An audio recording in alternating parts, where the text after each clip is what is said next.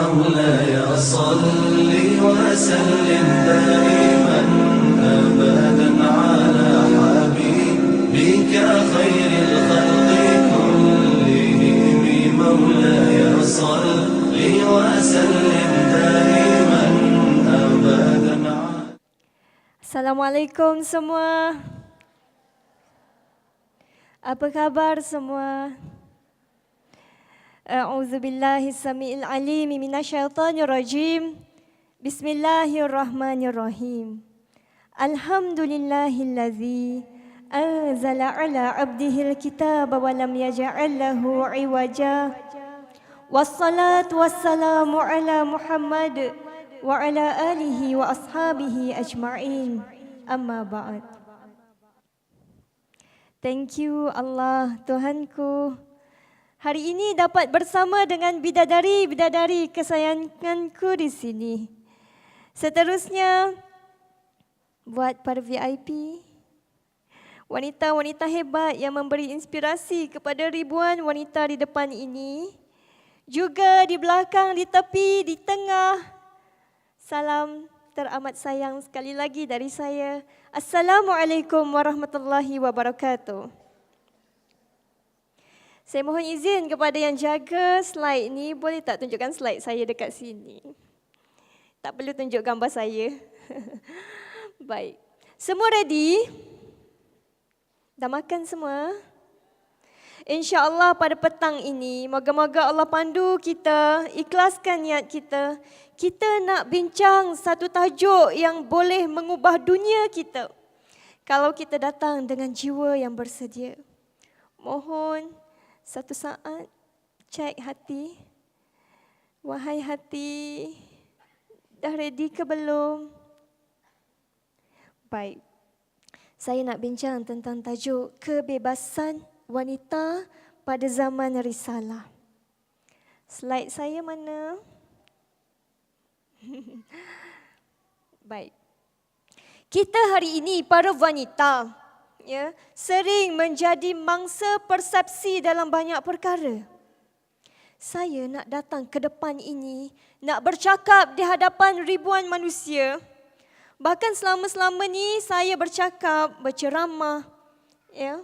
Saya perlukan keberanian. Saya perlukan hujah untuk datang ke depan. Sebab dalam masyarakat ada persepsi-persepsi yang kata, wanita tak sesuai ke depan. Wanita tak boleh itu, wanita tak boleh ini, wanita tu fitnah, wanita elok duduk rumah saja. Wanita tak boleh expose, wanita sifat dia malu je. Ya, malu. Macam tu ke wanita? Maka pada petang ini saya nak bawakan kita melihat dunia sebenar wanita pada zaman risalah, pada zaman Nabi SAW. Menurut kajian-kajian terhadap hadis-hadis sahih riwayat Bukhari dan juga Muslim. Satu tajuk yang cukup penting, betul? Betul? Are you ready? InsyaAllah. Maka ini antara bingkai yang bakal saya nak bincangkan petang ni. Iaitu pertama tentang keistimewaan buku Kebebasan Wanita pada Zaman Risalah. Satu buku penting yang saya sangat-sangat nak cadangkan kalian semua bidadari kesayanganku. Cuba dapatkan buku ini. Para ulama ramai yang cadangkan wanita kalau nak confident, yakin, nak rasa Islam tu memahami dirinya, memahami fitrahnya, cuba baca kajian-kajian terhadap hadis sahih Bukhari Muslim dalam buku ini. Ada dekat Gubuk Ilmu kat luar sana. 6 jilid 200 saja. Bukan saya tulis. Ulama yang tulis. Saya cuma promosikan sebab saya cukup rasa bahagia dengan buku itu. Cukup rasa bahagia dengan Islam yang syumul. Baik. Seterusnya saya bawakan pengantar Ketua Ulama Sedunia, Profesor Syekh Dr. Yusuf Al-Qaradawi terhadap buku Kebebasan Wanita pada Zaman Risalah. Seterusnya pengantar Syekh Muhammad Al-Ghazali. Seorang ulama kontemporari juga di Mesir. Seterusnya saya akan bawakan, kalau sempat, saya nak bawakan semua jilid-jilid yang ada di dalam buku itu. Ya, tapi kalau tak sempat saya bawakan cuma satu jilid, iaitu Sasiah dan Kepribadian Wanita. Bagaimana wanita nak berjati diri? Bagaimana kita nak confident dengan apa yang kita buat? Bagaimana kita tak nak lagi jadi mangsa persepsi, tapi kita bergerak atas dasar hujah, atas dasar ilmu, atas dasar kita sangat yakin Allah dan Rasul faham peranan kita. Faham watak kita begini. Ya. Baik. Are you ready? InsyaAllah. Hadirin hadirat yang saya muliakan sekalian. Keistimewaan buku ini saya detailkan. Ya. Ia adalah satu bentuk usaha tajdid. Seperti mana yang disebutkan oleh Nabi SAW. Innallaha yab'atsu lihadhihi al-ummah ala kulli mi'atin sanatin may yujaddidu laha dinaha. Setiap 100 tahun Allah akan datangkan seorang yang mentajdidkan agama. Apa maksud mentajdidkan agama? Buat agama baru ke? Bukan. Ubah bagaimana? Hadirin hadirat, kita sebagai muslimah kita kena faham bahawa Islam yang kita pegang sekarang, dia nak adapt, dia nak masuk dengan semua zaman. Sebab itu ada hukum-hukum fiqh itu dia berlegar ikut zaman juga. Ada yang tetap, ada yang boleh berubah. Ya, dia tak macam bab akidah. Bab akidah ni dia satu saja. Sampai bila-bila, sampai kita mati pun kita pegang Allah itu ahad, satu. Tapi fiqh tak begitu. Fiqh ada hukumnya boleh berubah ikut zaman, ikut tempat, ikut masa, ikut orang. Ya, maka itu kita nak kena faham. Ini adalah kita nak faham nas Al-Quran Sunnah itu, kita kembali kepada petunjuk Rasulullah sallallahu alaihi wasallam. Al-Imam Asy-Syafi'i, moga Allah meredainya, memeliharanya. Beliau adalah contoh mujaddid pada zamannya. Ramai je yang tentang Imam Syafi'i ketika zamannya. Ya, tapi beliau bawakan dalil-dalil Quran dan Sunnah. Imam-imam fiqh yang lain juga adalah contoh-contoh orang yang membawakan balik masyarakat dia kepada Al-Quran dan As-Sunnah. Dan kita hari ini pun kita kena respect ada para ulama yang muktabar yang nak kembalikan kita kepada Quran dan Sunnah. Ya, sebab tu rujukan kita kena akrab sungguh dengan tulisan para ulama muktabar. Terutamanya dalam isu-isu wanita. Jangan kita bergantung pada TV saja ke, radio saja ke, novel saja ke, tulisan orang-orang kebanyakan saja. Jangan. Kita kena jadi muslimah cerdik, akrablah dengan tulisan-tulisan para ulama muktabar yang jauh lebih faham Quran dan Sunnah berbanding orang-orang kebanyakan. Ya. Seterusnya hadirin hadirat.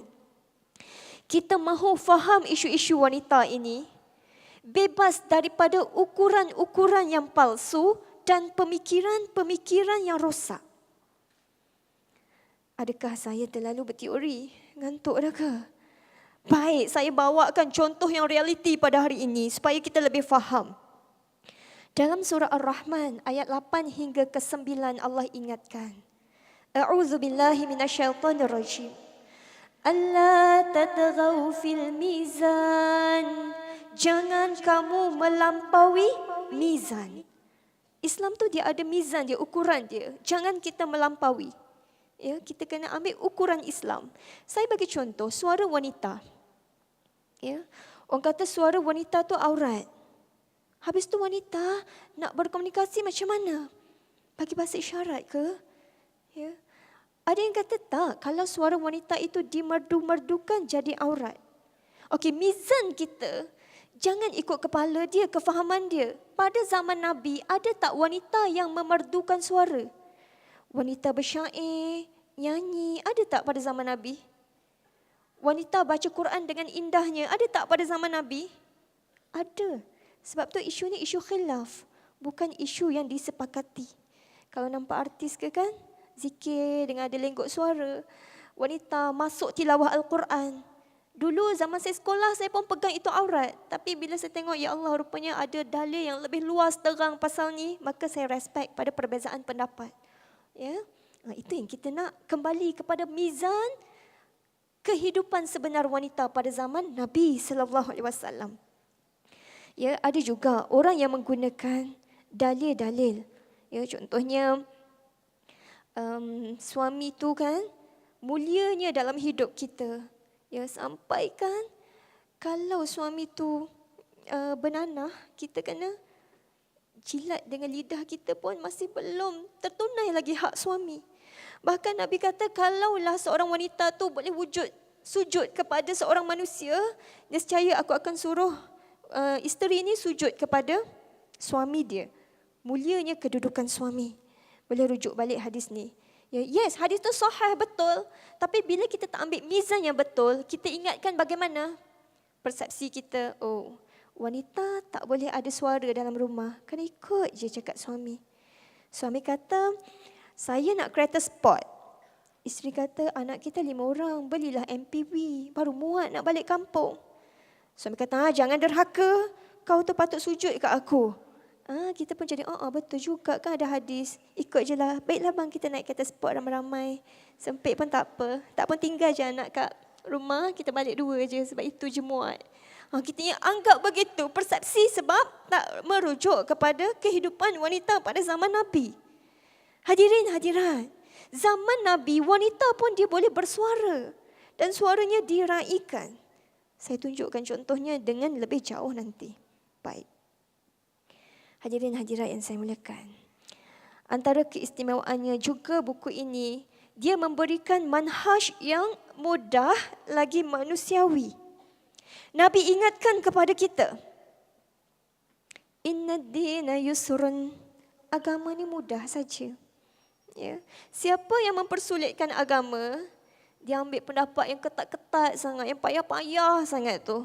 Yang kata wanita kena duduk rumah saja, wanita tak boleh buat tu, tak boleh buat ni. Ya. Tengoklah nanti, dia pasti akan dikalahkannya. Dia akan tertekan seorang-seorang, stres seorang-seorang dengan pendapat yang dia pegang tu. Dengan benda-benda berat yang dia pegang tu, dia akan dikalahkan. Ini hadis sahih riwayat Bukhari. Seterusnya, Aisyah radhiyallahu anha berkata, Nabi buat sesuatu lalu baginda buat keringanan dalam perkara tersebut. Ada sebahagian tak menyukainya. Nabi marah sampai terlihat dia raut wajah. Nabi suka diringan-ringankan. Ya, bukan diringan-ringankan. Kita ambil pendapat yang ringan. Jangan payah ketat sangat. Tapi untuk kita amal, yes, kita pilih mana yang paling kita rasa bertakwa kepada Allah. Tapi nak memberi fatwa, nak raikan manusia, jangan kita letakkan satu dasar hukum yang sangat berat sebagai asas dia. Seterusnya, manhaj moderat, manhaj yang pertengahan. Ya. Pertama, manhaj dalam buku ini dia menggabungkan antara fikih dan juga hadis. Wanitaku, bidadariku, hentikanlah kita nak dengar benda-benda yang ringan saja. Ya, kita juga kena dengar benda-benda yang asal begini supaya kita lebih yakin nanti. Gabungkan fikih dan hadis. Apa maksud dia? Baik. Imam Asy-Syafi'i pernah berkata, kalaulah ada, aku dengar ya, hadis tentang wanita bila tiba 2 hari raya, Nabi kerahkan mereka pergi ke masjid. Kalau betul hadis ni, maka aku akan mengatakannya. Al-Baihaqi mengulas. Dia kata, yes, hadis ni memang betul. Diriwayatkan oleh seorang syekh hadis Ummu Atiyah. Kita boleh ambil pengajaran dekat sini. Zaman Imam Syafi'i, Imam Hanafi, ya, Imam Abu Hanifah itu, Imam Ahmad, lagi Imam apa lagi? Imam Malik. Zaman ini, ia tak lahir lagi kitab-kitab hadis. Imam Bukhari lahir lepas tu. Maka fiqh itu sangat perlu untuk kita gabungkan dengan hadis. Ya, supaya kita punya persepsi, kita punya kesimpulan hukum itu dia lebih kena dengan petunjuk Nabi SAW. Tapi fik-fik yang ada ini pun kita raikan, mereka sangat menggunakan metodologi yang mendekati sunnah Nabi, mendekati salafus salih. Tapi kita jangan bersifat fanatik gitu. Taklid buta. Kalau rasa orang berbeza dengan kita dalam sesuatu isu fik, kita rasa dia macam kafir, bid'ah sesat. Oh, itu jangan. Ya? Okey. Contoh lain. Hadis tidak memandang dan tidak dipandang. Orang cepat ni nak buat kesimpulan fik. Wanita ni kena wajib pakai purdah. Yang pakai purdah kita raikan sejuk mata memandangkan. Tapi kita nak jelaskan kat sini kenapa berbeza pandangan para ulama. Kebanyakan majoriti ulama kata wanita tak wajib pun pakai purdah. Sebab antaranya dia tengok balik hadis-hadis yang digunakan tu sebagai dasar hukum. Sahih tak hadis tu? Ya. Kalau hadis tentang Rasulullah tanya kepada Fatimah, apakah yang terbaik bagi seorang wanita? Fatimah kata wanita yang tidak memandang dan tidak dipandang. Saya tak tahu kondisinya macam mana wanita yang tidak memandang, ya, dan tidak dipandang. Duduk dalam gua ke? Rupa-rupanya hadis ini tersangat-sangatlah lemah. Bahkan kata para ulama, hadis juga dia kata ini dah pun jatuh ke martabat hadis yang palsu. Maka hadis yang lemah ni, dia boleh jadi motivasi tapi tak boleh dijadikan dasar hukum. Ya. Dan kita tak ambil dalil-dalil yang sebegini untuk kita jadikan sebab pegangan fikah kita, pegangan hukum kita. Ya. Seterusnya yang kedua, gabungkan antara kita nak ikut nas dan juga kita nak memperhatikan maqasidus syariah. Kita tengok satu dalil, ya. Para ulama dia tak terus keluarkan hukum secara tergesa-gesa macam tu saja lepas tengok satu dalil. Tak, dia ada banyak lagi proses-proses lepas tu. Prosesnya apa? Dia tengok kepada dalil-dalil lain pula, dia gali, dia kumpul, dia himpunkan, dia adun-adun dulu baru dipersembahkan kepada masyarakat dalam bentuk hukum. Tak semudah itu. Ya? Dan dia perhatikan pula kepada apa sebenarnya maqasidus syariah, tujuan syariah. Contohnya kita baca dalil kan, hadis tentang wanita ni kalau keluar syaitan perhatikan dia. Kita baca hadis tentang wanita jadi fitnah kepada lelaki, ya, fitnah yang paling memudaratkan yang Nabi tinggal kepada umat akhir zaman. Ya. Sebenarnya dalil-dalil ini bukan nak menyekat peranan wanita, tak. Tapi nak memelihara wanita. Supaya secara globalnya wanita tu dapat berperanan, dalam masa yang sama dia pun jagalah adab sopan dia. Dia jangan sampai menggoda, cakap macam pelacur dengan lelaki. Itu tujuan dia. Ada ayat Quran sebut tentang waqirna fi buyutikunna, perempuan ya duduklah kat dalam rumah. Ya, ada hadis pun ada sebut. Kita kena tengok juga sebenarnya itu merujuk kepada isteri-isteri Nabi. Bila turun ayat isteri-isteri Nabi ni kena duduk kat dalam rumah, ya. Wanita-wanita lain pada zaman Nabi masih keluar membuat urusan mereka masing-masing. Sebab tu kita kena perhatikan ayat Quran tu kena tengok pula kehidupan wanita pada zaman Nabi. Baru kita boleh buat kesimpulan hukum. Tak semudah itu, ya. Seterusnya yang ketiga, kita kena bezakan prinsip Islam dengan perubahan zaman. Yang saya sebutkan tadi, ada benda yang tetap, ada benda yang boleh berubah. Contohnya, tutup aurat. Tetap tak tutup aurat? Tetap kan? Tapi cara nak tutup aurat, kena ikut macam orang Arab pakai je ke? Ataupun berubah? Dia berubah ikut zaman, ikut tempat, ikut cuaca.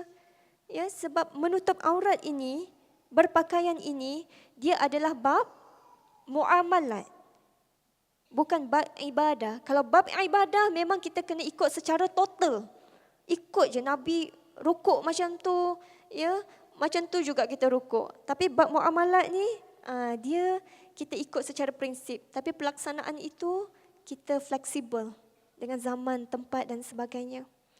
Wanita musafir tanpa mahram, boleh tak boleh? Boleh tak boleh wanita musafir tanpa mahram? Memang ada pandangan fiqh yang kata tak boleh.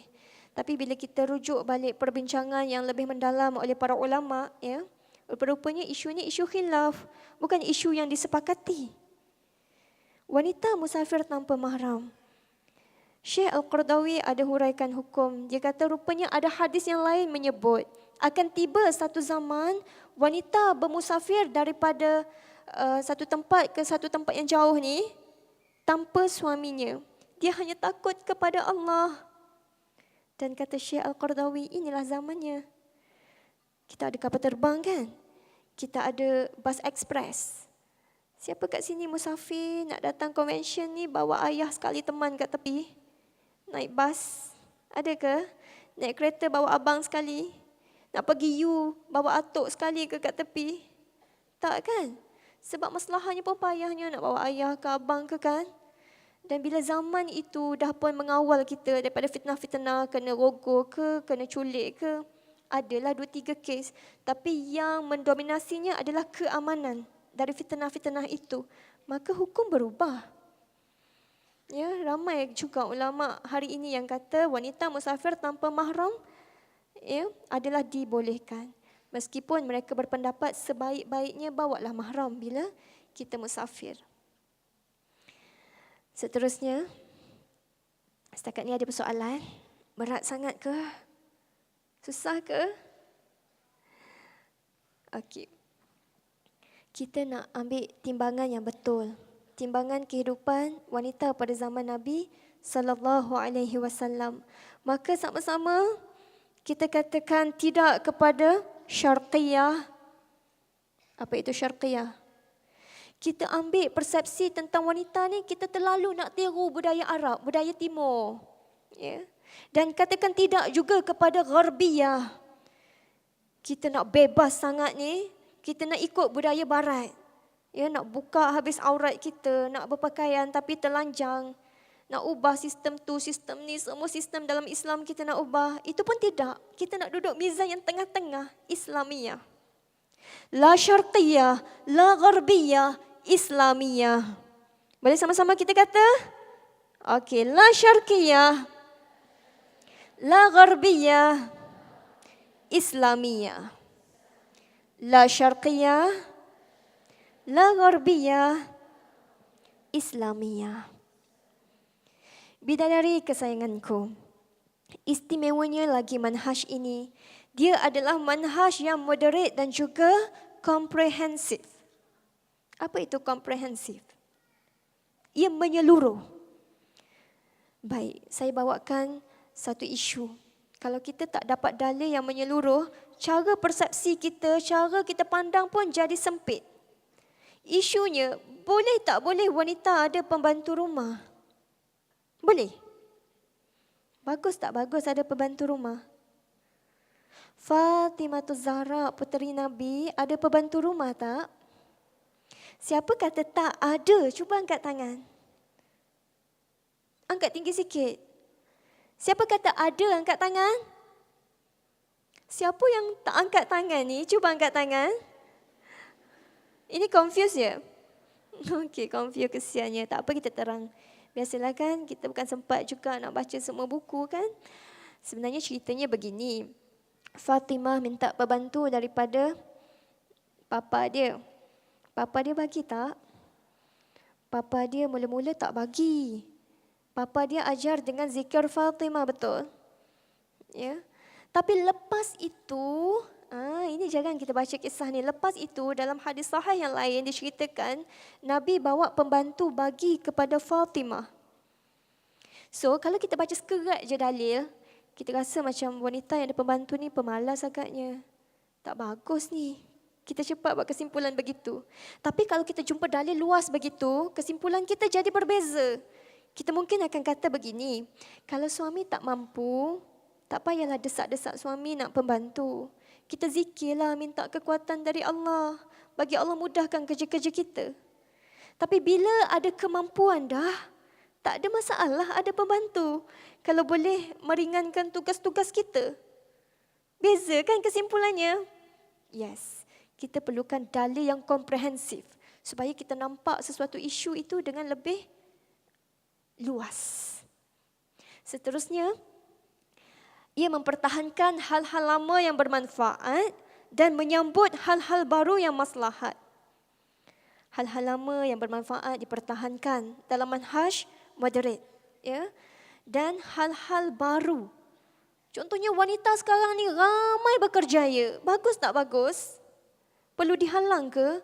Perlu dipaksa kena duduk rumah saja ke?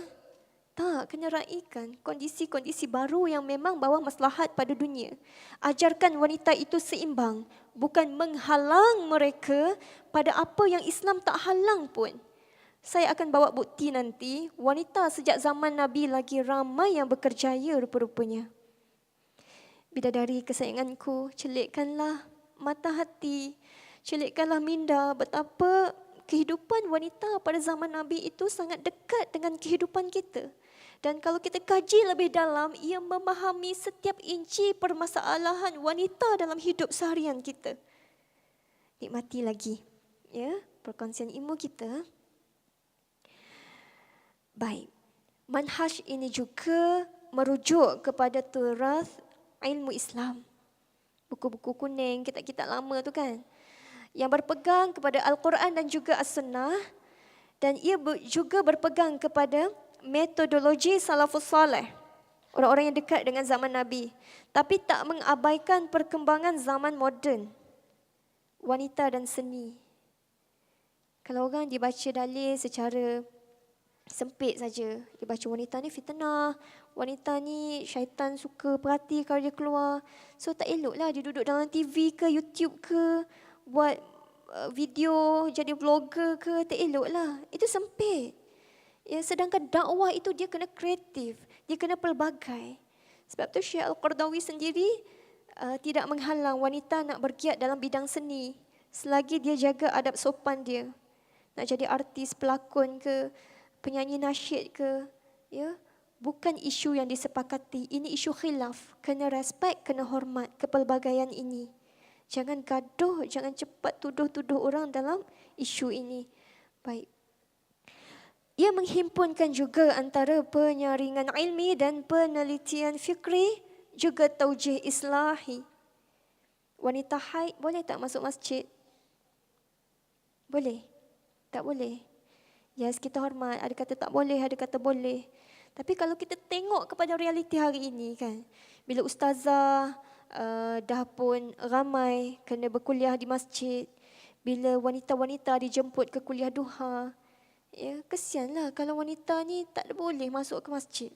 Ustazah nak kena duduk luar masjid ke? Ceramah kat situ. Wanita lain duduk dalam masjid. Boleh jadi bilik kuliah, ya, yang bukan masjid kan, bilik kuliah tu penuh ada orang. Dah disusun dalam masjid. Rupa-rupanya ada pendapat kata wanita memang boleh masuk masjid. Ya, kita tengok kepada taujih islahi, nak membaikkan ramai wanita ini. Maka apa salahnya kita nak bertoleransi dalam perkara yang ada perbezaan pendapat. Boleh tak boleh masuk masjid. Islahkan manusia, masuklah masjid. Sebab ada pendapat yang kata boleh. Nak tahu secara detail, boleh rujuk juga buku saya, Risalah Hati, ada dekat Gubuk Ilmu. Ataupun buku-buku Fiqh Taharah karya Syekh Al-Qardawi. Ya, dia bagi pendetilan hujah-hujah. Supaya kita buat sesuatu dengan hujah. Jangan risau, ini isu fiqah. Ya, kalau berbeza pendapat, tak sama pendapat kita dengan orang lain, semua tu masih dalam daerah pahala. Jangan pening-pening pula lepas ni. Jangan gaduh-gaduh. Hormat je lah pandangan yang berbeza. Ya. Seterusnya, muamalat wanita dengan lelaki. Boleh tak boleh? Boleh. Ikhtilat, bergaul bebas memang tak boleh. Tapi muamalat, berurusan, berjual beli, berlakon bersama ke, dalam apa ni, batasan tak pegang, tak tidur sekatil, ya, tak ada masalah. Ya, berpersatuan, berapa lagi? Boleh. Saya akan buktikan nanti, sejak zaman Nabi lagi, wanita memang berurusan, bertemu, bermuamalat dengan lelaki. Baik.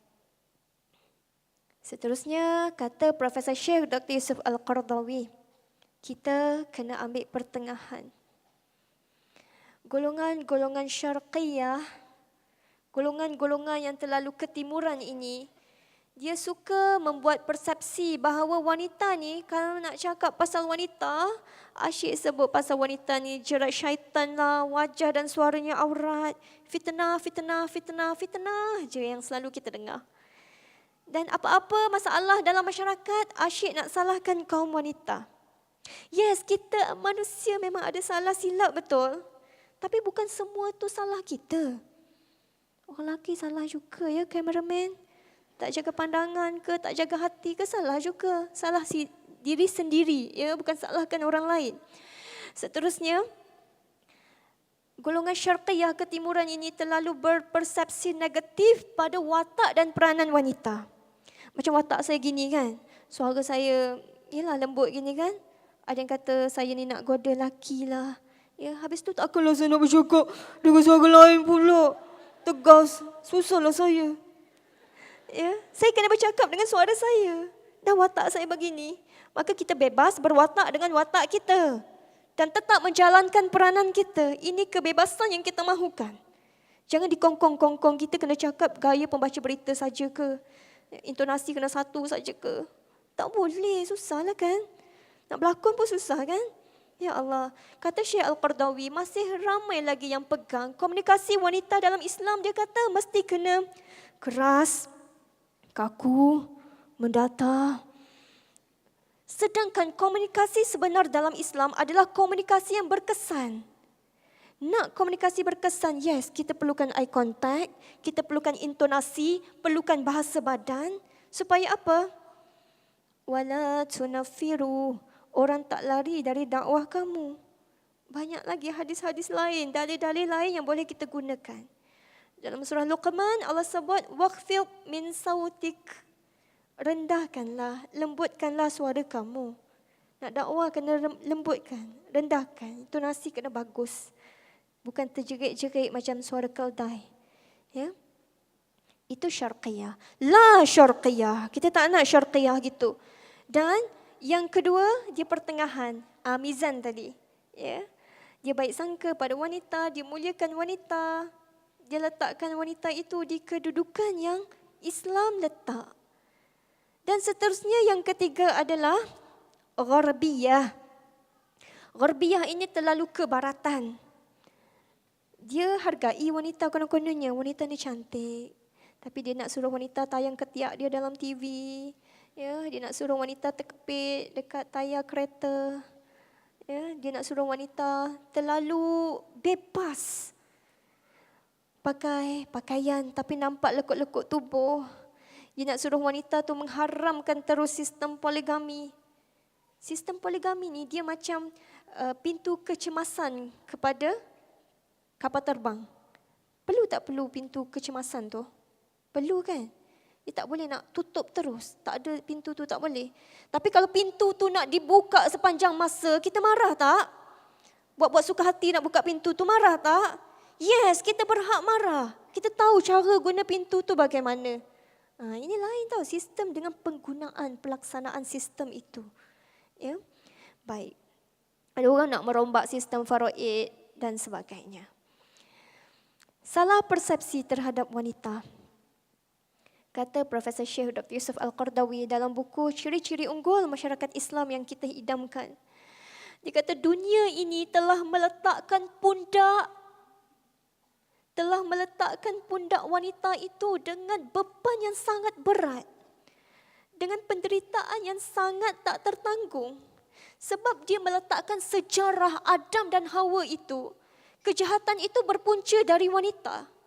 Sedangkan itu cumalah tafsiran golongan-golongan Yahudi.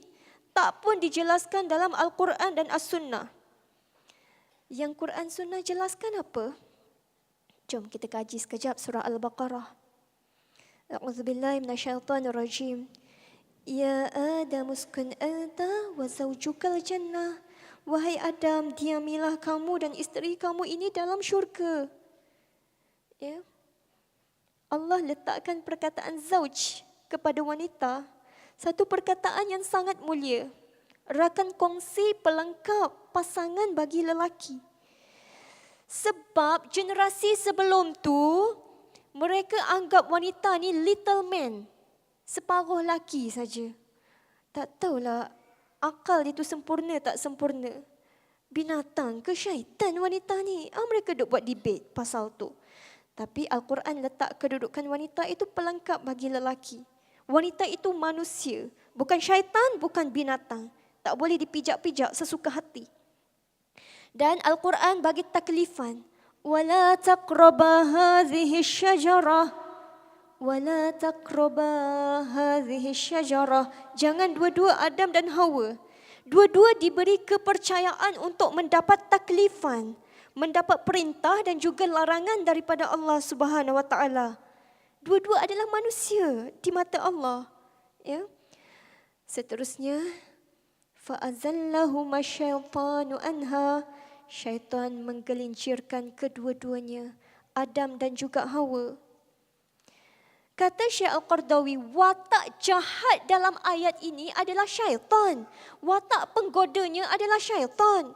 Bukan diletakkan kejahatan itu pada Hawa. Tak ada pun dia cerita Hawa yang pergi pujuk rayu Adam, ya, tak ada. Mungkin ada, tapi bukan dibebankan kesalahan itu puncanya pada Hawa. Tapi pada Adam tu sendiri yang tak jaga azam yang kuat dia. Dia sendirilah salah. Ya, Adam salah, Hawa pun salah. Bukan Hawa saja salah. Lepas tu kesian ke Adam. Sebab orang perempuan lah ni. Lelaki semua kena turun dari syurga. Bangsa manusia semua turun daripada syurga sebab orang perempuan ni. Itu beban yang berat. Kesalahan berat. Dituduhkan kepada kita. Dan ulama' membela. Ya, dalil-dalil Quran Sunnah membela. Dan hadirin hadirat, kesian sangat. Rupa-rupanya pada abad ke-14 Hijrah dulu misalnya, terlalu banyak tersebarnya hadis-hadis palsu. Saya syukur saya tak hidup pada zaman tu. Kalau tak, saya tak tahu bagaimana saya nak melangkah. Bagaimana saya nak berperanan. Bagaimana saya nak menyatakan stand saya, pendapat saya. Bagaimana saya nak boleh baik sangka Islam tu faham saya. Sebab banyak sangat hadis-hadis palsu yang tersebar. Antaranya ialah dia kata, berbincanglah dengan kaum perempuan. Kemudiannya tolaklah mentah-mentah pandangan orang perempuan. Nabi cakap macam tu ke kat kita? Tak logik langsung. Nabi bahkan berbincang dengan Ummu Salamah dalam peristiwa Hudaibiyah. Ali disebutkan, konon-kononnya berkata, wanita itu jelek keseluruhannya. Tak baik belaka. Sedangkan Ali itu, ia digambarkan sangat memuliakan isteri dia. Fatimah Zahra sangat baik, ya, dengan isteri, sangat muliakan wanita. Ini pun kepalsuan yang tersebar. Dan kita syukur barakah daripada orang yang berilmu, orang yang mengkaji, maka kepalsuan begini dapat ditepis daripada ilmu-ilmu Islam dan kita jadi lebih baik sangka dengan Islam.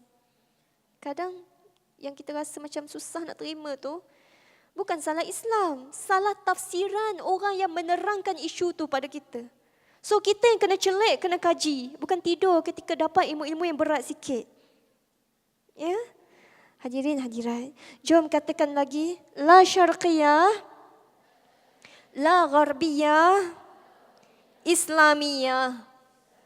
La syarqiyah, la gharbiyah, islamiyah. Seterusnya, bila wanita diberi peluang, kita lihat wanita boleh pergi jauh dalam bidang keilmuan. Kita rindu nak ada ulama' muktabar juga di kalangan para wanita.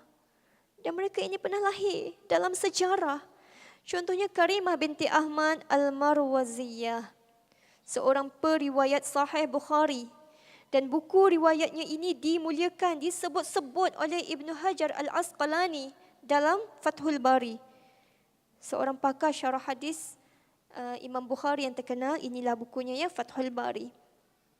Dan wanita dalam hadis riwayat Muslim, Nabi sebut, jangan kamu halang hamba-hamba Allah itu, hamba-hamba Allah di kalangan wanita itu pergi ke masjid. Sebab Nabi tahu, ya, masjid itu antara tempat yang memang boleh meningkatkan keilmuan wanita. Tapi sesuai dengan zaman tu, Nabi kata sebaik-baik tempat bagi wanita adalah solat dekat rumah dia. Tapi Nabi tak bagi halang. Ya, wanita tu nak pergi masjid sebab dia ada maslahah dia di situ. Hadirin hadirat. Buku ini dia beri kemudahan, dia hilangkan kesulitan kepada wanita. Sebab kata Syekh Al-Qardawi, trend umat Islam berabad-abad dulu suka memberi sikap yang keras, kaku dan buruk sangka pada wanita. Puncanya ada dua. Pertama, ramai orang tak tahu dalil kemudahan. Dia tahu separuh je dalil. Ya, sikit je dalil, maka dia pun terus keluarkan hukum. Kita perlukan kajian lagi. Contoh ikhtilat, ya, kaum wanita menuntut masa yang lebih pada zaman Nabi untuk dapat ilmu. Mereka pakat-pakat suara wanita bila berpakat jadi kuat kan. Dia pun minta masa yang lebih daripada Nabi untuk dapatkan ilmu. Tapi orang hari ini kata, oh wanita tak boleh ngajar kalau ada lelaki kat depan.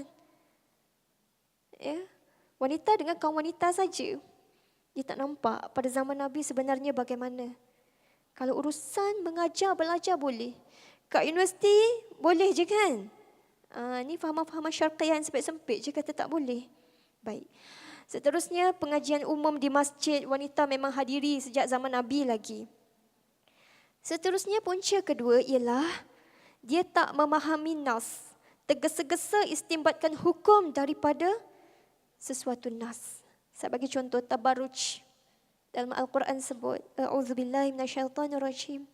Wala tabarrujna tabarrujal jahiliyatil ula. Jangan kamu bertabarruj sebagaimana tabarrujnya wanita jahiliyah yang pertama. Siapa kat sini nak pergi ke mikrofon tu kongsi dengan saya apa maksud tabarruj yang dia faham? Siapa confident dia tahu maksud tabarruj, angkat tangan? Tak berani. Setiap hari kita duk pakai pakaian. Tabarruj tak tabarruj ni? Ada manik, ada render-render pula ni, 3 layer. Tabarruj tak ni? Keronsang ada ni. Tabarruj tak? Kalau kita faham ikut fikiran kita kan. Oh, ustazah sama sekarang dah tabarruj dah. Dulu 1 layer je tudung, sekarang 3 layer. Ya. Wanita sekarang ya Allah warna-warninya, keronsang besarnya, ni semua tabarruj belaka ni. Ada fahaman begitu dalam masyarakat, betul? Dia tergesa-gesa istimbatkan hukum tanpa faham maksud tabarruj yang sebenar. Apa maksud tabarruj? Ulama sebenarnya berbeza pendapat tentang maksud tabarruj. Sebab tu saya kata kita nak tahu isu wanita kena akrab dengan tulisan para ulama, bukan persepsi manusia. Ya, nampak bibir dulu pucat kan, sekarang merah dah sikit. Oh, ini tabarruj dia kata. Betul ke tak? Kena rujuk tafsiran para ulama yang muktabar yang lebih faham nas dan maksud dia. Kata Zamakhsyari, tabarruj itu ialah wanita yang mendedahkan lekuk-lekuk tubuh dia. Dia membuka apa yang sepatutnya ditutup. Atau pendek kata wanita yang membuka aurat. Itulah tabarruj. Kata pakar-pakar tafsir yang lain, contohnya Mujahid, Qatadah, tabarruj itu ialah wanita yang keluar kepada lelaki dan bergaul bebas dengan lelaki. Ataupun wanita yang berjalan berlenggang-lenggok dengan sengaja nak goda lelaki. Tapi yang dah besar kat belakang dia kan. Jangan tuduh dia tabarruj pula. Mungkin dia tak sengaja, dia memang jalan macam tu. Kita kena hati-hati sikit daripada cepat menghukum orang. Ya. So hadirin hadirat, kita lihat di sini tabarruj itu sendiri ada pelbagai tafsiran di kalangan para ulama, betul? Betul? Maka kita jangan cepat-cepat nak hukum orang ni tabarruj ke, tak tabarruj ke.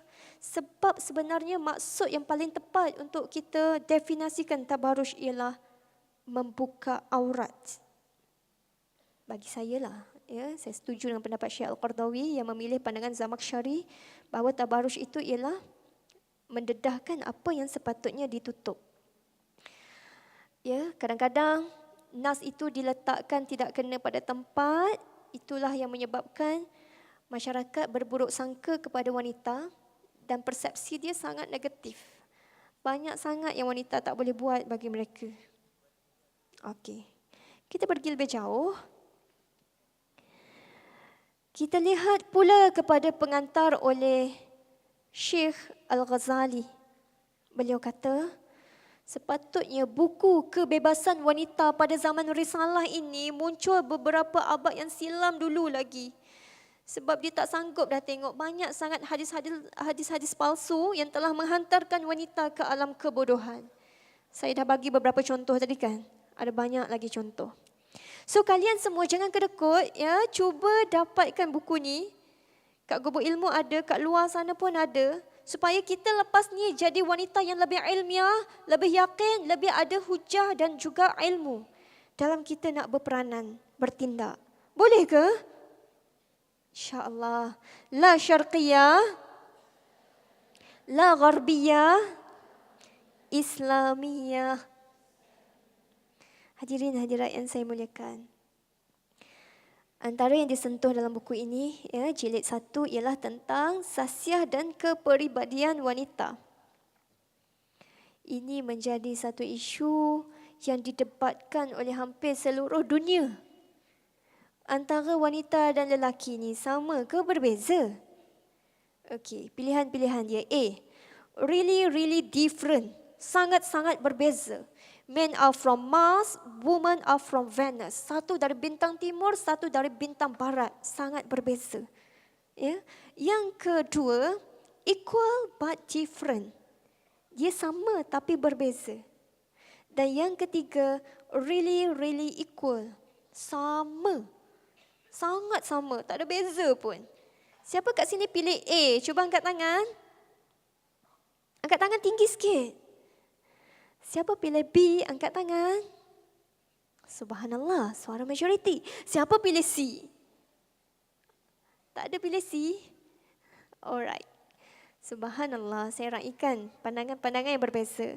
Cuma saya nak jelaskan pandangan para ulama dalam isu ini. Ya.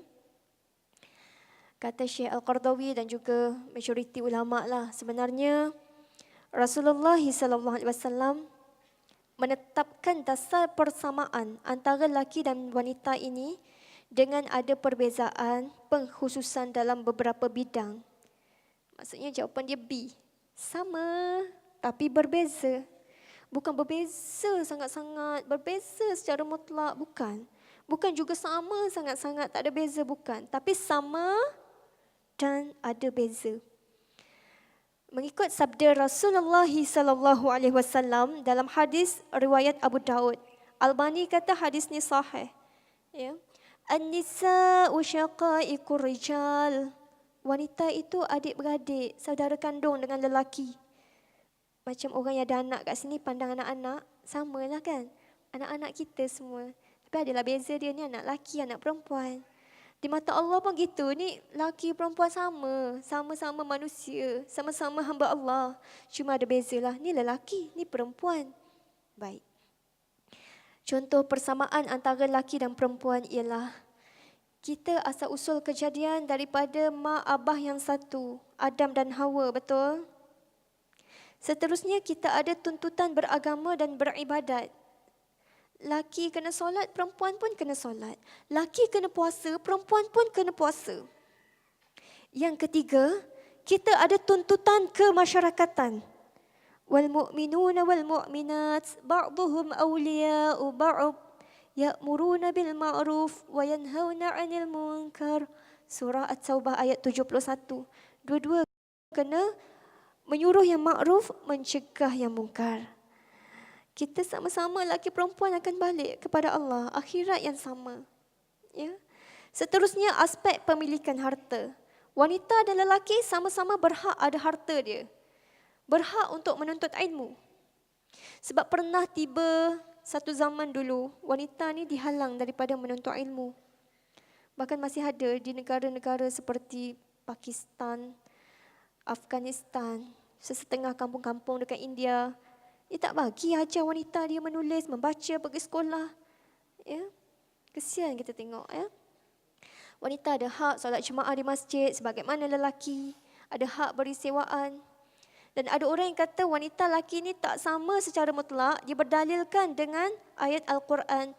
Laisa dzakari kal untha. Laki tak sama dengan perempuan.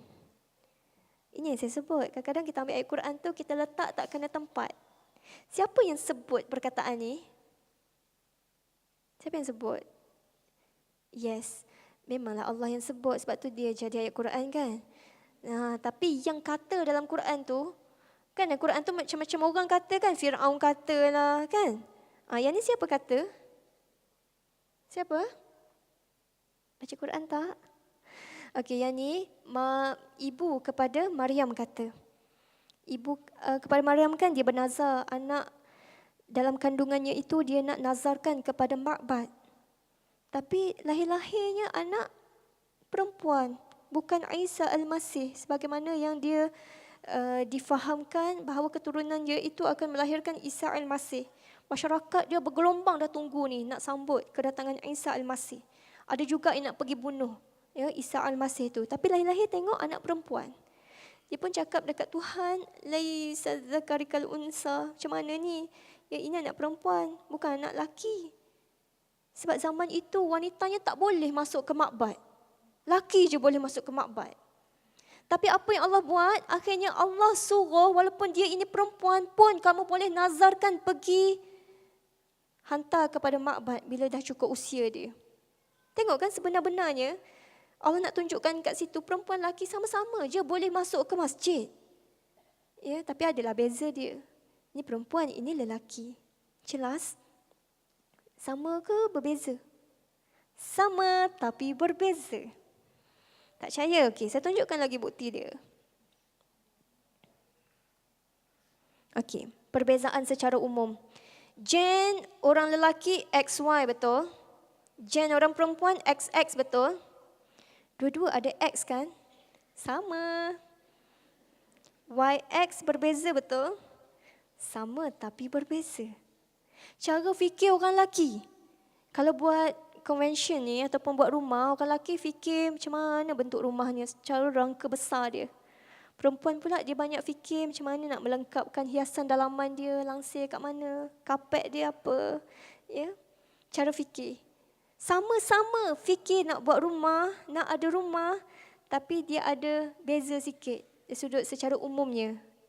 Secara khususnya lain pula. Macam-macam jenis orang pula. Ya? Baik. Tengok, sama tapi berbeza, betul? Cara komunikasi. Perempuan dia lagi suka kalau ada empathy dulu baru solusi. Tunjuk kesian dulu baru bagi solusi. Ya? Orang lelaki dia terus nak bagi solusi cepat-cepat. Tapi dua-dua hajat kepada solusi. Sama tapi berbeza. Bukan beza semata-mata. Baik, jadi buku Men from Mars, Woman from Venus itu sebenarnya bagus. Saya tak kata tak bagus. Tapi kita kena ada mizan Islam. Bukan mizan Gharbiyah sangat-sangat. Mizan kita nak sebut itu beza sangat-sangat lelaki perempuan. Tak, banyak juga persamaannya. Bila kita ambil mizan Islam, yes, yang beza-beza yang disebutkan tu kita ambil, kita pakai. Tapi kena masukkan juga. Sebenarnya banyak juga persamaan antara lelaki dan perempuan. Baik. Seterusnya, kenapa ada perbezaan dalam sebahagian hukum? Bukan sebab Allah lebih pilih kasih pada kaum lelaki. Bukan sebab Allah ni double standard. Perempuan dia tak berapa sayang. Oh, bukan. Ya, tapi kerana tuntutan tugas sesuai dengan karakter lelaki dan juga perempuan. Kita tengok ya, antaranya hukum faraid. Lizzakari, lelaki dapat berapa? 2 nisbah 1 kan? Lizzakari nisful unsayain. Bagi lelaki separuh 2 nisbah 1. Lelaki 2, perempuan 1. Nisbah dia begitu. Allah tak adil ke? Tak. Allah tengok pula kepada faktor lain. Kita tengok. Orang lelaki kena bagi mahar kat kita. Kita tak perlu pun kena cari-cari duit untuk nikah dengan orang lelaki. Untuk beri mahar pada dia. Orang lelaki kena bagi nafkah pada kita. Bagi duit pada kita. Kita tak perlu bagi kat dia. Perempuan menerima mahar dan juga nafkah.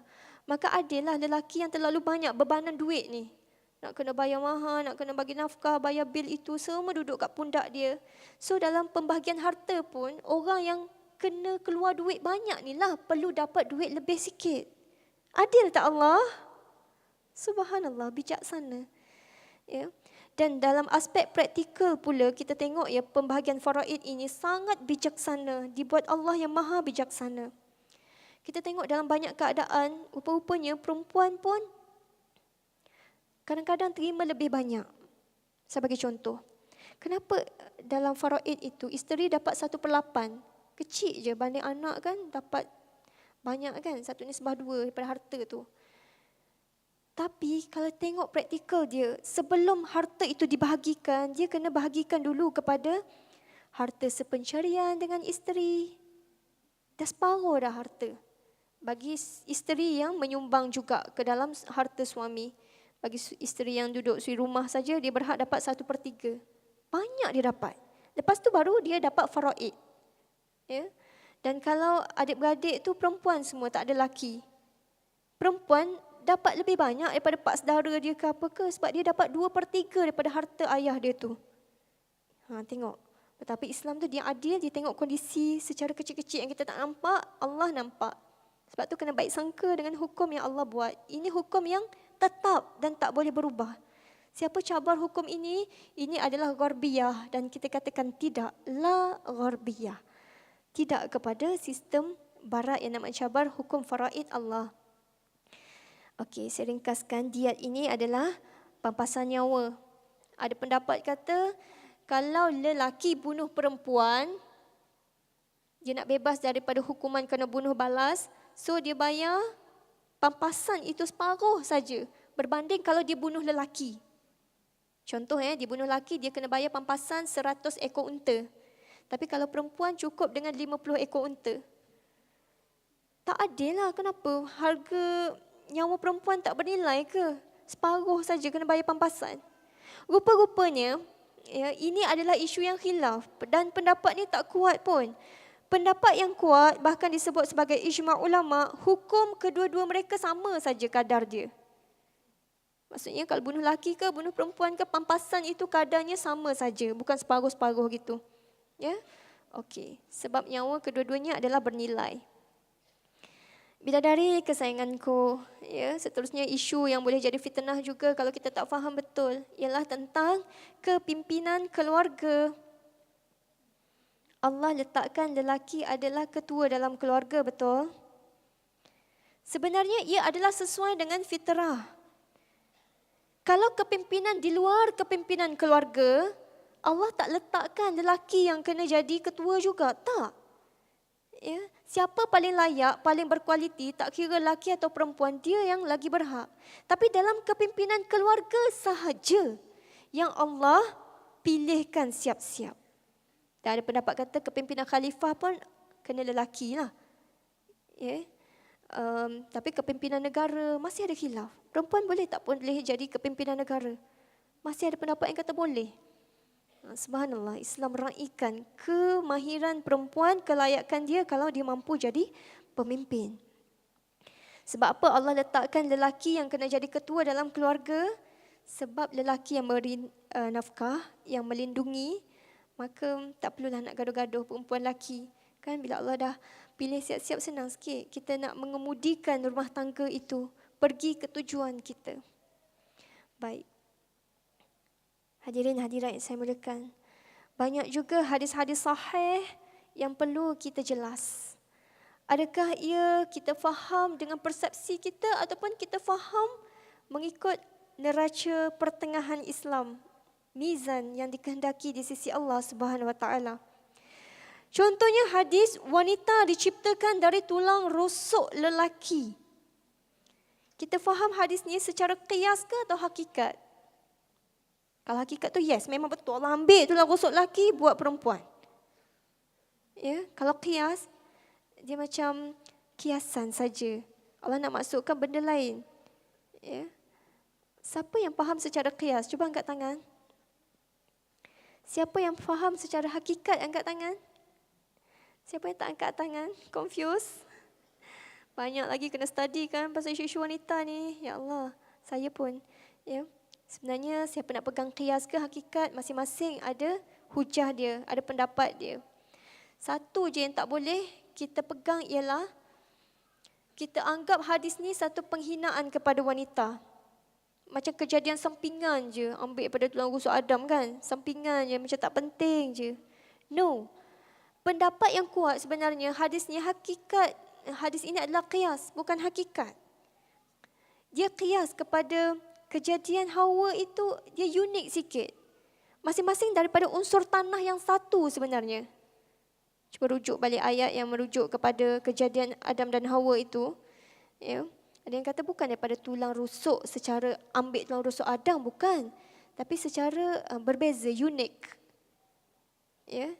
Dua-dua diciptakan daripada unsur tanah yang satu. Pening ke? Lepas ni kaji balik ya. Dan tujuan Nabi menyebutkan hadis ini sebenarnya adalah dia nak minta golongan lelaki hormat adanya perbezaan keunikan kepada golongan wanita itu.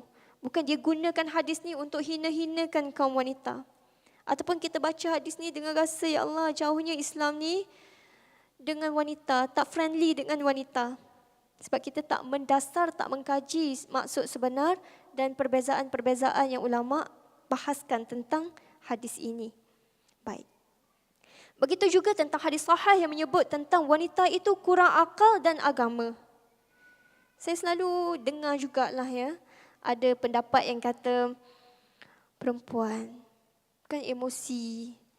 Ya, tak sesuai lah dia menjawab jadi menteri ke, jadi ahli parlimen ke, ataupun jadi ketua persatuan ke, ya, ketua kelas ke. Sebab kan emosi kurang akal, kurang agama. Rupa-rupanya, kalau kita kaji dalam hadis ni, apa sebenarnya yang ada di sebalik hadis ni?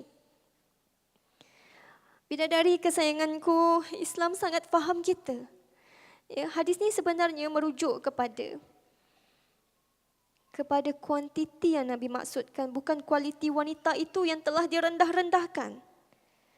Bunyinya gini, Sayyidina Umar bila berhijrah ke Madinah, dia nampak golongan-golongan wanita di Madinah itu berbeza dengan wanita-wanita dekat Makkah. Wanita dekat Madinah, dia boleh bercakap, suarakan apa yang dia tak puas hati pada suami dia.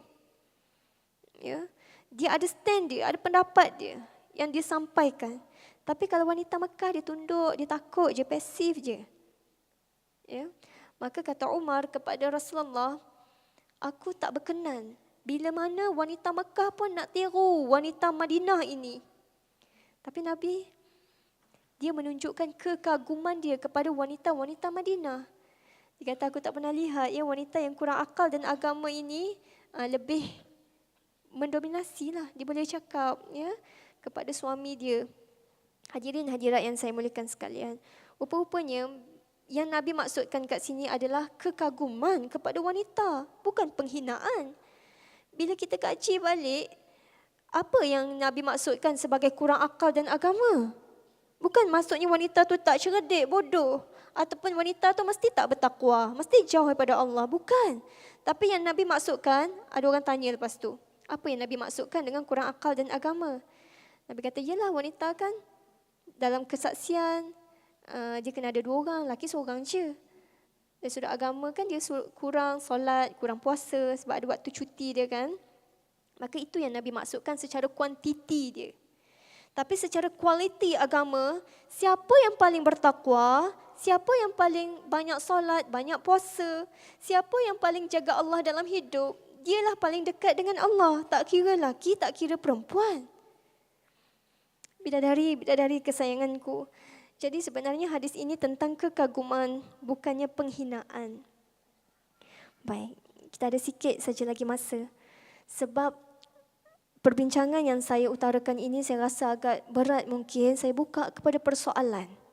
Bantahan, tambahan, kita terbuka. Silakan. Dalam masa 10 minit. Silakan. Silakan ke mikrofon.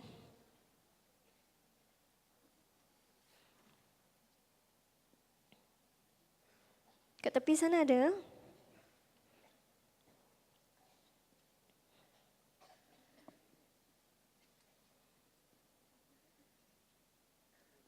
Okey. Nak menjerit ke? Okey, ke mikrofon. Silakan.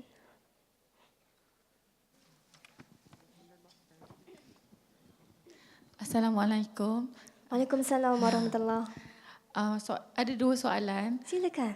Pertama tentang isu yang selalu kita dengar kalau kita pergi majlis ilmu, ustaz-ustaz selalu cerita tentang akal lelaki dan wanita.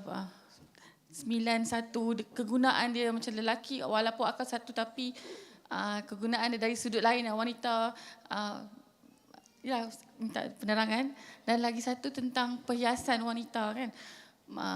Tentang tabarush tadi tu banyak isu tentang cara bertudung, pakai brush tergantung-gantung macam ni semua. Ada pendapat kata macam nak tarik perhatian, dan banyak dipertikaikan tentang warna-warna. Dia suruh kita pakai warna gelap-gelap yang tak ada juga kawan-kawan lelaki kat office bila kita pakai warna terang sikit seolah-olah dia kata kau pakai macam ni macam nak tarik perhatian dia. Jadi apa kita nak keluar rumah tak boleh pakai warna yang menarik kan. Contoh je lah. Terima kasih. Masya Allah, soalan yang sangat baik. Saya suka. Terima kasih. Saya rasa persoalan ini pun ya banyak memberat di fikiran wanita-wanita bidadari kesayanganku yang ada di sini. Pertama tentang nisbah akal. Laki 9 akal, ya perempuan 1 akal. Itu tak ada pun dalilnya daripada Quran dan Sunnah. Ia cuma pendapat ulama. Ya, pendapat ulama yang boleh kita tolak dan juga kita terima.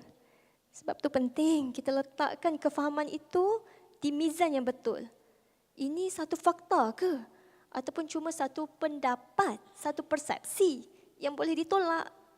Rupa-rupanya ia cumalah pendapat. Nak tolak ke, nak terima ke boleh. Okey, faham ya? Tentang akal tadi. Cuma memanglah adalah beza sikit mungkin cara fikir seperti yang saya sebut tadi. Tapi dia tak meletakkan wanita dan lelaki itu terlalu berbeza sebenarnya. Dia sama-sama lelaki dan wanita yang boleh pergi jauh. Boleh jadi orang hebat, boleh jadi orang pakar dalam sesuatu bidang. Kalau dia diberi peluang yang sepenuhnya. Ya. Seterusnya soalan kedua tentang tabarush. Kita kena melihat pada zaman Nabi SAW bagaimana wanitanya berhias. Ummu Kalthum puteri Nabi SAW, dia ada tudung sutera bersulam keemasan. Tabarush ke tu? Kalau tabarush, kenapa puteri Nabi yang pakai? Aisyah berkata, aku melihat wanita yang pakaiannya sangat hijau. Zaman Nabi lagi, wanitanya ada pakaian warna-warni. Warna hijau, ada yang tersangak merah ros digambarkan. Ini semua ada hadis-hadis sahih. Kena beli buku ni dan juga dalam buku Risalah Hati pun saya tulis ya, hadis-hadis sahih yang memuatkan tentang pakaian-pakaian wanita sejak zaman Nabi lagi. Warna. Ada ke warna yang dilarang dalam Islam? Tak ada. Tak ada pun warna yang dilarang dalam Islam. Kalau kita pergi satu majlis kan, yang dia buat tema dia warna terang. Tiba-tiba kita seorang je pakai warna lusuh, kelabu seorang. Kita yang tidak bersederhana dalam situasi itu. Bukan orang-orang lain tu. Ya, dia boleh fleksibel ikut tempat, ikut masa. Baik. Subai'ah al-Aslamiyah. Dalam hadis sahih riwayat Bukhari. Rasulullah SAW berkata, semoga Allah memberkati Subai'ah al-Aslamiyah yang bersolek pada wajahnya untuk peminangnya. Ini riwayat Bukhari. Riwayat Muslim tambah, ya, datang pinangan Abu Sanabil bin Bakar, tapi Subai'ah tolak. Dia nak orang yang lebih muda sikit. Dia pun ada self-esteem dia tinggi walaupun dah jadi janda. Baik. Wanita sejak zaman Nabi lagi, tengok. Dia ada hiasan pada wajah dia. Dia pakai celak. Ya, celak. Siapa kata celak tu nak goda lelaki ke apa ke? Ya, celak tu wanita zaman Nabi lagi dah pakai. Bahkan mereka ni kreatif. Mereka pakai inai. Inai. Dia ada konsep ikhtidab. Ikhtidab ni dia letak inai kat tengah. Kan unik tu kan? Kat tengah tangan ni. Maka inai bercorak pun kalau fatwa dekat Malaysia ni, Majlis Fatwa Kebangsaan kata diharuskan, boleh. Itu hiasan-hiasan yang wajar. Saya cadangkan juga buku Wanita Dambaan Syurga. Ada dijual dekat luar sana rasanya. Ditunjukkan contoh-contoh hiasan wanita yang dibenarkan. Banyak sebenarnya keharusan. Sebab berhias ini, berpakaian ini, dia bukan bab ibadah. Bab ibadah kita kena ikut total, saya dah sebut tadi kan. Tapi berpakaian ini, dia fleksibel ikut masyarakat kita. Dah jadi kebiasaan pakai warna-warni, berhias, ada bunga besar, merah, ros kat sini kan. Tak ada masalah. Boleh je. Dan ayat Quran yang sebut, walibasut taqwa zalika khair. Pakaian takwa itulah lebih baik. Ramai orang dia terjemahkan pakaian takwa itu dengan dia merujuk kepada yang luar juga. Sedangkan pakaian takwa kat situ, kalau kita rujuk pandangan para ulama, dia merujuk kepada soal hati. Kita pakai tanpa rasa riak, kita pakai itu untuk confident diri kita. Kita pakai dengan rasa syukur pada Allah dan nikmat pakaian. Itu pakaian takwa. Dan itulah yang paling baik. Tak kisahlah kat luar ni kita pakai 3 layer ke, 1 layer ke, pakai macam mana pun belit-belit ke. Yang paling penting ada takwa kat sini. Bukan nak menunjuk, bukan nak tarik perhatian lelaki. Tapi sebab kita suka. Awak lah yang kena tundukkan pandangan, bukan saya yang kena disekat-sekat, tak boleh pakai itu, tak boleh pakai ini. Ya, itu sebenarnya kebebasan yang Islam berikan kepada wanita. Banyak lagi hadis-hadis sahih. Tak sempat saya nak huraikan semuanya. Satu lagi soalan kalau sempat. Kalau tak sempat saya henti di sini. Penganjur. Assalamualaikum Ustazah. Sila.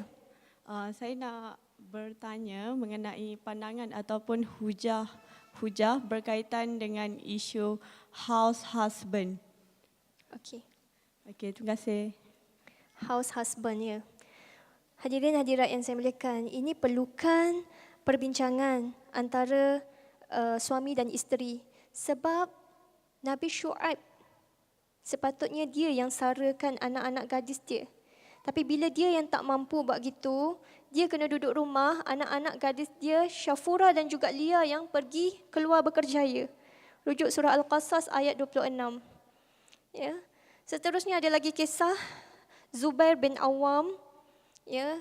Isteri dia Asma binti Abu Bakr Siddiq bekerjaya bawa kurma daripada kebun pergi ke pasar jual. Ya, tak ada masalah isteri nak bekerjaya. Cumanya walaupun suami duduk dekat rumah sebab dia ada kewajipan menafkahi, ya, buatlah bisnes online ke, tunjuklah juga kewibawaan dia. Sebab takut nanti secara kemanusiaan dia, isteri susah nak respect. Sebab isteri kalau tak dapat nafkah daripada suami, dia tak wajib pun taat pada suami. Ini fiqah. Ya, wallahu a'lam. Assalamualaikum Ustazah. Waalaikumsalam warahmatullahi. Saya nak bertanya tentang situasi wanita pada zaman sekarang ni. Kebanyakan wanita dari segi kemampuan dan kepakaran lebih baik berbanding lelaki. Jadi kalau dalam contohnya kita tengok dalam situasi kerjaya, mungkin wanita lebih berkemampuan dalam menentukan banyak keputusan dalam syarikat tempat dia bekerja. Kalau untuk wanita yang tak berkahwin, isu wanita meminang lelaki. Dan kalau untuk wanita yang dah berkahwin, dari... Minta maaf sangat, penganjur dah tak pun mengizinkan untuk kita terus mendengar dan menjawab. Tapi insya-Allah boleh hubungi saya. Ya, ada fanpage saya Fatimah Syarha. Blog saya sebarkanbahagia.blogspot. InsyaAllah akan dinaik tarafkan kepada website tak lama lagi dan proses. Ya. Dan boleh juga minta slide ini mungkin daripada penganjur. Sebab banyak lagi yang saya nak kongsi, tak sempat ni, ya Allah. Hadis-hadis sahih semua ni. Best sangat-sangat kalau kita dapat hadam ilmu-ilmu ni. Ampun maaf dipinta, saya tak sempurna. Hajat doa kalian semua. Saya yakin ada silapnya tadi di mana-mana. Assalamualaikum warahmatullahi wabarakatuh. Terima kasih.